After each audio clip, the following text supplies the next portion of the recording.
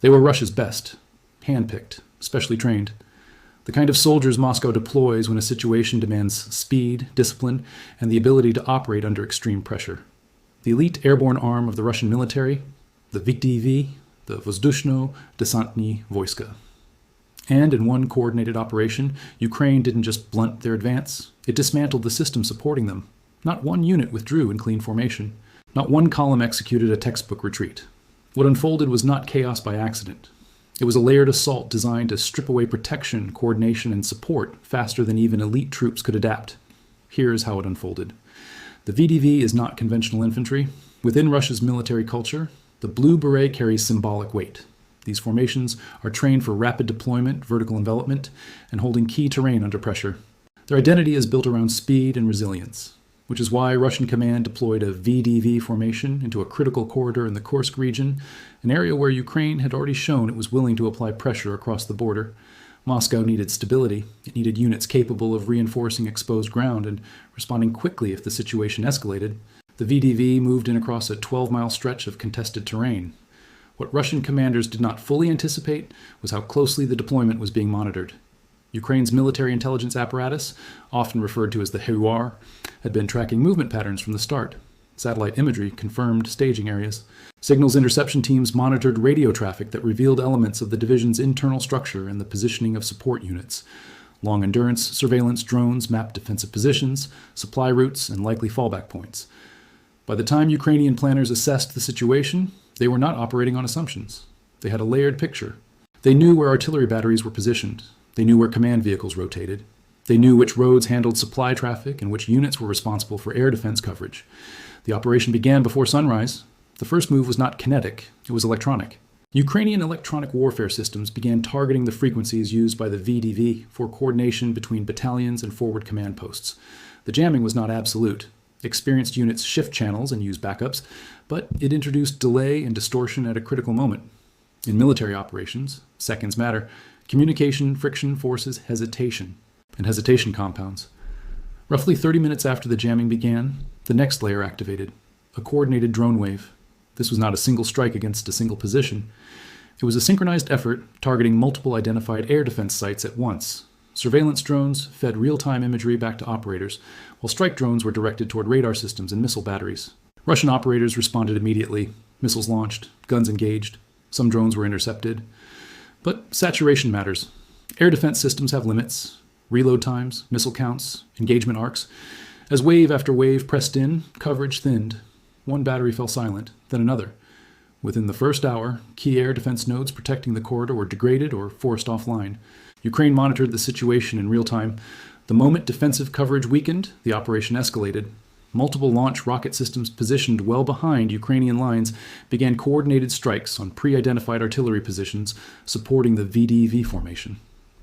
Over the previous days, counter-battery radar had logged firing points each time Russian guns engaged. Every discharge reveals a location. Every location had been recorded. Artillery shields them with counterfire. Logistics keeps ammunition and supplies flowing. Communications link them to command. One by one, those layers were stressed. With degraded air cover and suppressed artillery support, the VDV units found themselves operating in a far more exposed environment than anticipated. And that is when the pressure shifted to the ground. Ukrainian forces did not rush blindly into the corridor. Instead, reconnaissance elements probed forward, using drones for overwatch. Precision strikes targeted supply vehicles attempting to reposition. Intersections were monitored, movement corridors were narrowed. The objective was not spectacle, it was isolation. Break the network, segment the formation, force local commanders to operate independently rather than as a synchronized division. In military doctrine, cohesion is everything. Elite units are powerful because they operate as an integrated system. Infantry, artillery, reconnaissance, logistics, all reinforcing each other. Remove that integration, and even highly trained soldiers are forced into reactive posture. Reports from the engagement suggested that Russian attempts to regroup were slowed by communication delays and uncertainty about where the next strike might land. Units attempting to reposition encountered damaged infrastructure or were forced to detour under surveillance. Meanwhile, Ukrainian artillery and drone operators continued targeting support nodes rather than simply concentrating on frontline trenches. This is the difference between attrition and disruption. Attrition tries to grind down manpower. Disruption tries to collapse structure. By mid-operation, Russian command faced a growing problem. Reinforcing the corridor required moving additional assets into an environment where air defense coverage was weakened and artillery support had already taken losses. Every reinforcement convoy risked becoming another target. As pressure mounted, withdrawal became increasingly complex. Pulling back under observation requires intact coordination, secure routes, and covering fire. With support systems degraded, executing an orderly disengagement becomes significantly harder. The result was not a dramatic cinematic collapse, it was fragmentation, positions abandoned under pressure, equipment left behind because extraction was no longer feasible, units pulling back in smaller elements rather than coordinated columns. From a strategic perspective, the damage extended beyond the immediate battlefield. Airborne formations are not interchangeable with standard infantry. They require time to train, equip, and integrate.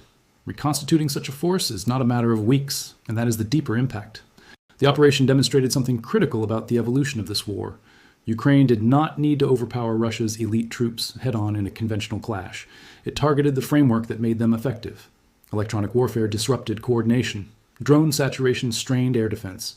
Precision rocket fire suppressed artillery. Ground maneuver exploited the resulting gaps, layer by layer, system by system. This is modern combined arms warfare shaped by intelligence dominance, and it sends a broader message. Elite status does not grant immunity from surveillance. Training does not compensate for degraded support. Even highly capable units rely on networks, communications, logistics, air cover that can be mapped and targeted. For Russian command, the immediate consequence was operational, a weakened sector and the need to reassess deployment strategy. For observers, the lesson was strategic. The battlefield is increasingly defined not by raw manpower alone, but by information, coordination, and timing. The Blue Beret carries history, but history cannot shield a formation whose support web has been methodically unraveled. By the time the corridor stabilized, the immediate objective had been achieved. The VDV presence in that sector no longer represented the rapid stabilizing force Moscow intended. And in modern war, sometimes the most decisive victories are not the ones marked by dramatic advances on a map, but the ones where a system quietly stops functioning the way it was designed to. If you'd like, I can now. Ukraine wasn't finished. The degradation of air defense, the suppression of artillery, the isolation of frontline units, those were not the climax. They were the setup. Because once the VDV's protective layers were stripped away, Ukraine escalated again, this time with long-range precision. From Ukrainian aircraft operating at distance, Storm Shadow cruise missiles, supplied by the United Kingdom, were launched toward two targets at nearly the same time: the VDV division's primary command post and its central logistics hub.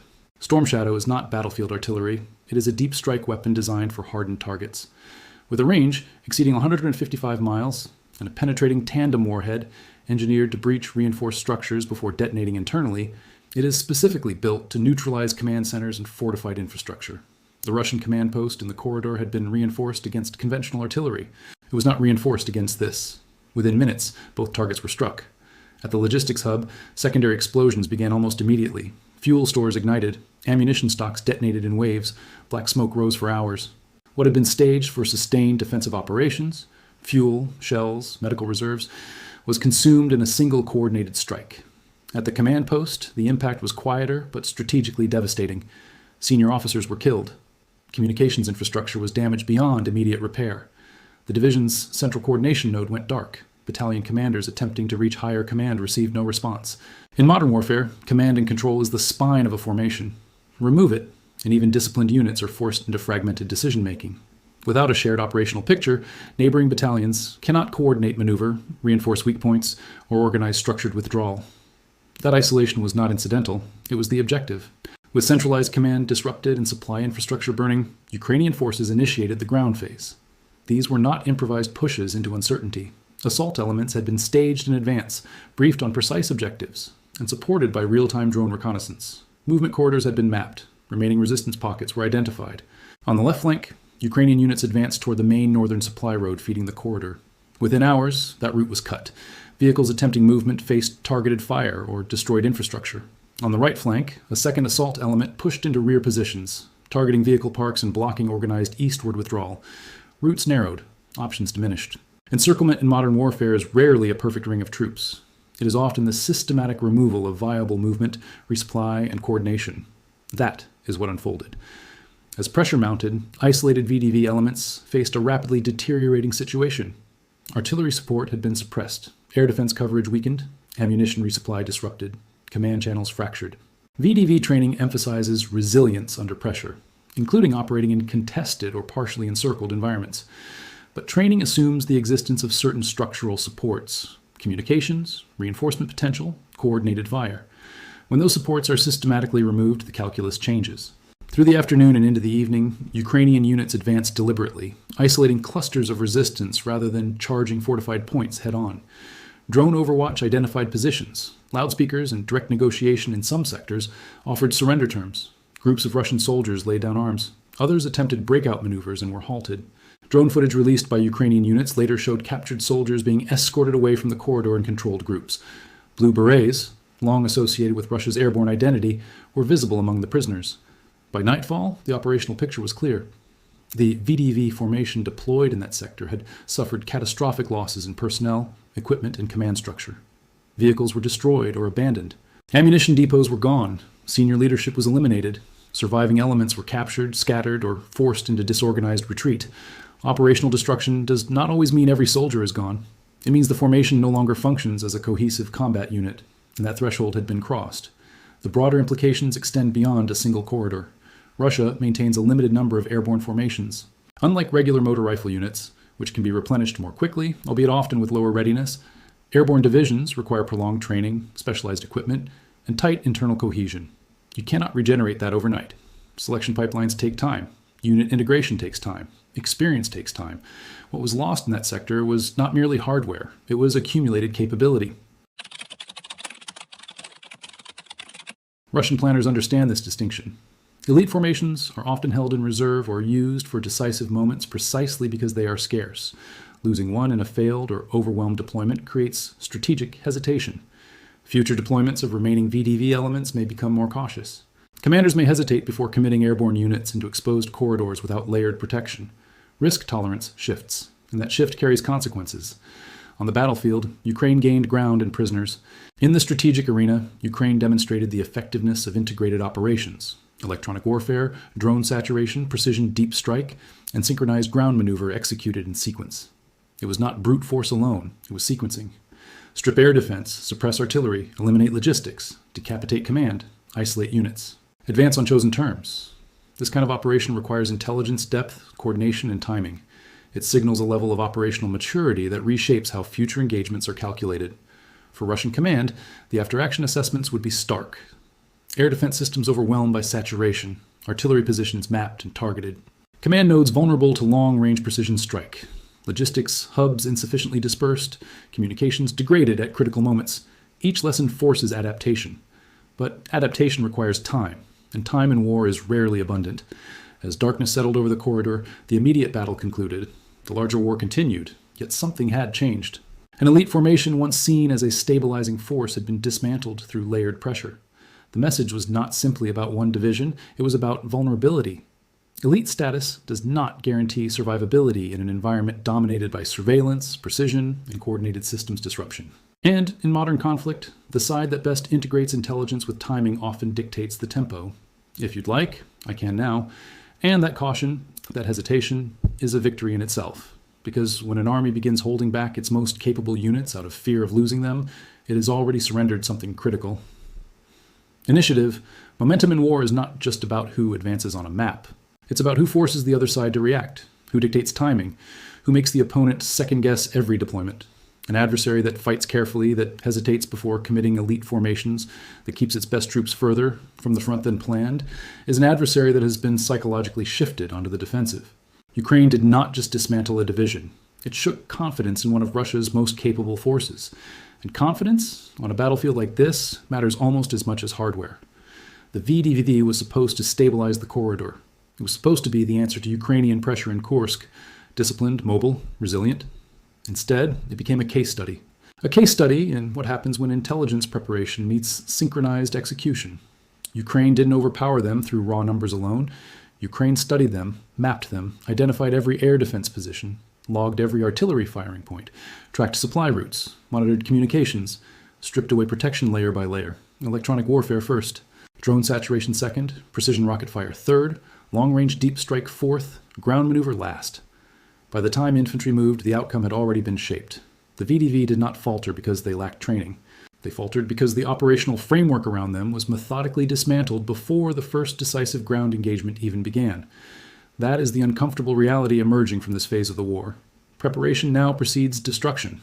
Information now precedes movement, and intelligence dominance is often more decisive than numerical superiority. For commanders elsewhere along the front, the implications are obvious. If one elite formation can be isolated, degraded, and neutralized through layered disruption, any formation can. Every Russian unit currently holding ground must now calculate risk differently.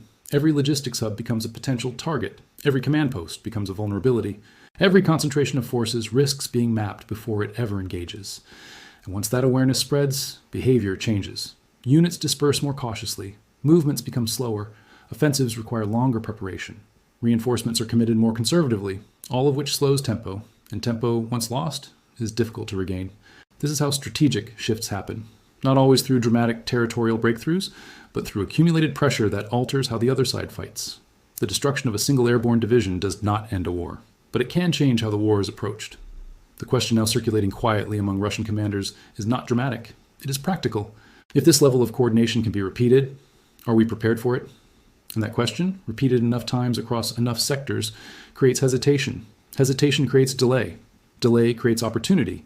Ukraine has demonstrated patience. It has demonstrated sequencing. It has demonstrated that it can wait, map, and strike when conditions are shaped in its favor. Whether this model will be replicated elsewhere remains to be seen. Wars evolve. Countermeasures are developed. Tactics adapt. But the lesson of this operation is clear. Elite status does not protect against systematic disruption. Preparation can outweigh reputation, and confidence, once shaken, is not easily restored. If you think this changes how Russia approaches the next phase of the war, share your thoughts below, and take a look at what capabilities Ukraine is positioning for whatever comes next. Because in a conflict increasingly defined by intelligence, timing, and precision, the side that studies longest often strikes hardest. Ein See.